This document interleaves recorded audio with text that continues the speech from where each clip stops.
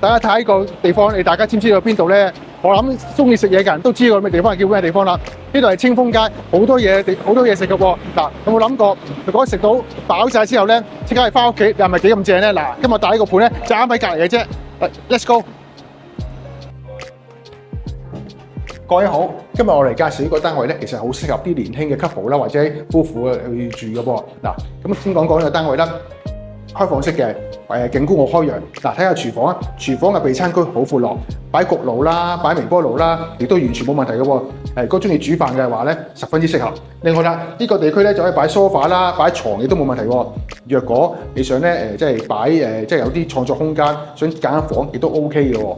咁另外啦，就喺呢度咧，就有一個好大嘅衣帽間。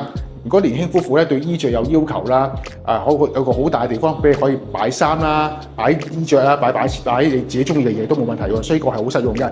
另外啦，洗手間咧係一個開放式嘅名廁，可以喺嗰邊睇睇嘅。咁最後啦，呢個單位個特點嘅就係咧，雖然佢係樓景，但係咧景觀好開揚好光猛，同埋咧呢度嘅交通係十分之方便嘅。下邊巴士地鐵都好近，如果有興趣嘅話，記得嚟揾我睇啦，拜拜。